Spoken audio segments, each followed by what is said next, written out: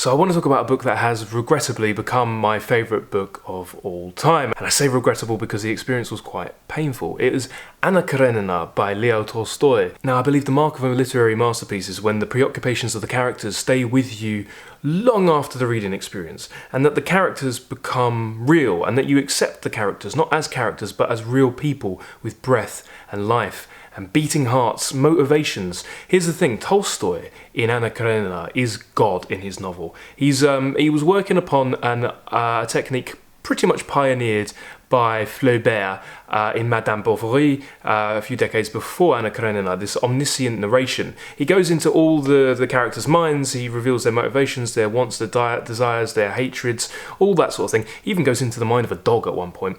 And he does this really, really well. And the amazing thing about this book is that Tolstoy, as God in his novel, doesn't judge the characters. At least I don't think he does. And in an earlier rendition of Anna Karenina, he was very judgmental on one of the protagonists, Anna, who actually is not the central protagonist. Her name is emblazoned on the front covers, but the central protagonist is Levin, who is actually a stand-in for Tolstoy himself. But what's interesting is he doesn't judge the characters, but we cannot help but judge them. And we judge them because we know them more than we even know real people, real friends in our life. We know them so intimately, and you might not like the characters, you might despise them or hate them, or think them selfish, narcissistic, egocentric, like Anna, or you might see them as a product of their environment, impressed against, pushed into this decision, that decision.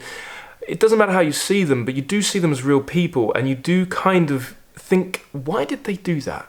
You say, oh, they did this and that's bad, but why? And you start to work out, you start to think, well, why did Vronsky try to kill himself? Why did Vronsky break his horse? And then, did he love her? Why did Anna, why did she actually, this is a huge question I've been thinking about, why did she kill herself? You can't find this question anywhere. You can't find a suitable answer to it. You can find people say, oh, well, she was oppressed by a patriarchal institution and she was put forth. No, too simplistic. Why did she kill herself? You've got to think about it. It is a piece of work that I would say haunts me. It haunts me because I'm trying to piece it together. And I've been watching, firstly, I've been buying all the different translations. The first translation I read was the Pavia and Volokhonsky. And I also have the Constance Garnett, which actually is here and looks beautiful. And I have the Alma and Louise Maud translation. But I've been watching all the adaptations, the TV shows, the movies.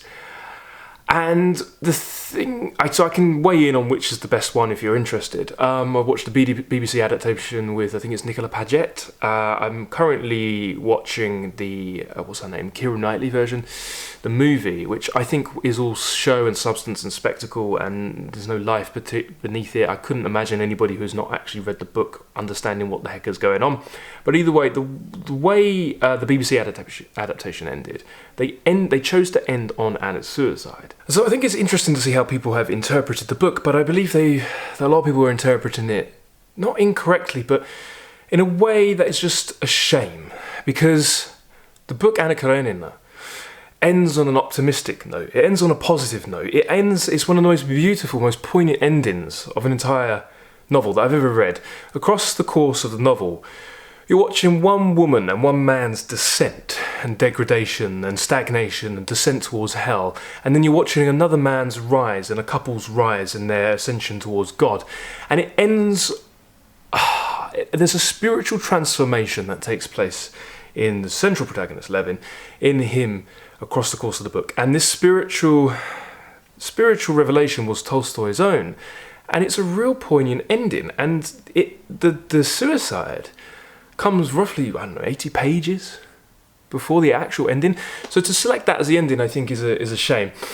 The thing that I like about Anna Karenina is, well, as I've already hit upon, it's the psychological complexity of the characters. It's the way Tolstoy deals with different themes of the human condition and society. Men and women, marriage, jealousy, love, hate, societal scorn, fatalism, determinism, all of this wraps up together. But I think more than anything, it is the fact that I'm still thinking about it. And that this was a book that took me half a year to get through. I'm still thinking about it. I'm still returning to it daily. And it's an enduring book that won't let me go. And I found the book boring in a lot of instances, but I believe it's supposed to be boring, because one of the best things that Tolstoy does in Anna Karenina is show and convey a sense of passing of time. And if you look at Nabokov's lectures on Russian literature, he ranks Tolstoy as number one. He actually ranks 4 writers. You've got Turgenev in there, you've got Gogol. He apologized to Dostoevsky, but he actually said that it's the passing of time that makes Tolstoy reign supreme, and it's one of the aspects of that. The thing about Tolstoy as well, I don't know how to reconcile these ideas or whether they're even pertinent to my understanding, but firstly, he scorned the novel as an artistic enterprise. He thought it transgressed against God. So by the time he reached Anna Karenina, he was decided he's not going to write another novel.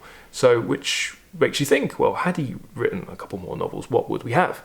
He couldn't resist it fully, because he did go on to write novellas like Haji Murad and that sort of thing, which are beautiful. But he also, this is something really interesting about Tolstoy, he scorned Shakespeare. He read Shakespeare in English, German, Russian, and he could not comprehend him. He thought he was an abomination. Even, most especially, he thought King Lear was an abomination. But I think the Count Leo Tolstoy, did protest too much, for he soon settled in to the role of King Lear himself. But I think when you get to Tolstoy's level, the fact that Shakespeare is his rival really says something about just what a master of his craft Tolstoy was. He was rivaled to Shakespeare. Shakespeare's number 1, Tolstoy is number 2. Anna Karenina, great book, highly recommend it. I highly recommend you take your time with it. We're going to do a deep dive podcast on Anna Karenina. It's going to be a good one. I'm just amping myself up for it. So check it out. That's coming out soon at Hardcore Literature on iTunes. Let me know what you thought of Anna Karenina.